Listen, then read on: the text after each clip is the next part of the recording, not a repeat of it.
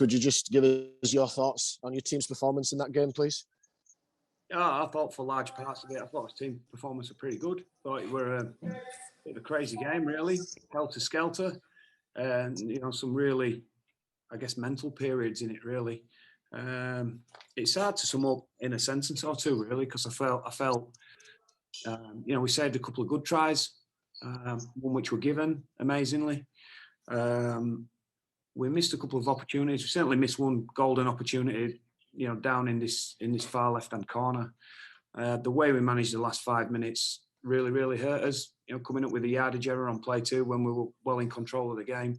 But I thought for the bulk of it, as effort and a lot of the things we did were really, really good. We just didn't make Warrington have to work hard enough for the tries in the first half.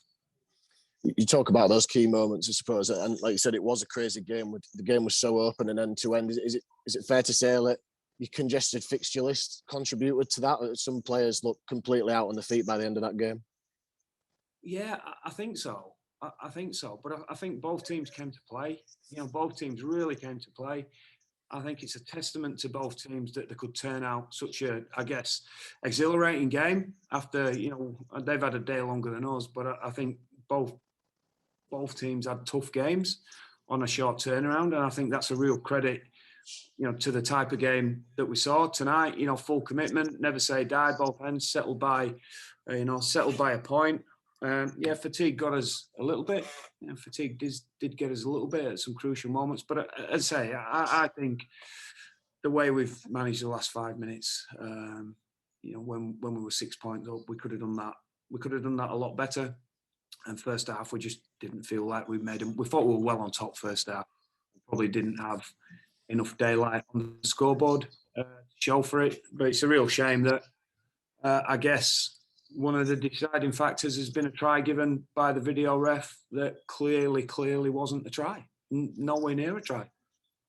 I was just going to, yes, you've already sort of answered that. I was going to say it seemed to be a really interesting decision. It was quite a crucial moment in the game where the more you looked at it, the more it looked like Brad Dwyer had done enough to hold Josh Charnley up. And that's something like that must be kind of frustrating when your side's putting in so much effort and then you ultimately, in the grand scheme of the game as well, could come away with nothing.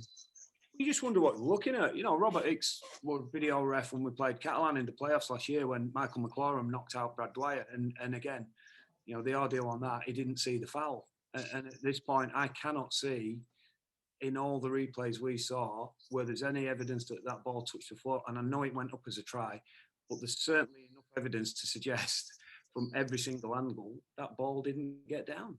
That ball absolutely didn't get down, nowhere near. So how on earth he's come up with a try on that? I'm just not real sure. But I don't want to deflect. I'm talking about that.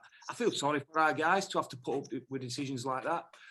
But I don't want to deflect away the fact that we were 6 points up with a ball in his hand when we invited Warrington back in to score. And that's the disappointing aspect for me. I felt we've really allowed Warrington to score on the back of three fundamental errors that we made. But the last one in particular, given the situation of the game, what a tough one for us. Just looking at more positives, Harry Newman, I think it's his 4th game back from a serious injury. 2 tries tonight. The second one was really special. Must be really happy for him personally to see him thriving and back in front of a full house at Headingley, showing what he can do. Yeah, good. And look, he's not where he needs to be just yet, but I think we can all see the natural talent that he's got and the determination. It won't be long before he's back to his best, and the signs for him have been really, really good and positive. Just lastly from me, Mikhail looked to limp off towards the end. He'd had a really good game up to that point. Have you got any update on what that problem is? No, not yet. I've been pitch side for 20 minutes waiting for my Sky interview. So unfortunately, I've only spent a minute in the changing room. So, we'll wait and see, mate. I think it's his foot again. So maybe it's a reoccurrence of what he's had. But I've got no further details as yet. Just on the Josh Charnley try, do you think it's that age-old argument of, well, it was given try on the field and there's no clear evidence? Do you think that the on-field call has to go? Because I agree with you. I mean, there was no evidence there where the ball got down. but because it was given on How the much field. clear evidence do you need? My question to that is, how much clear evidence do you need? Yeah, true. How much clear evidence do you need? We've got every single camera angle where you could track the ball from start to finish. How much evidence do you need?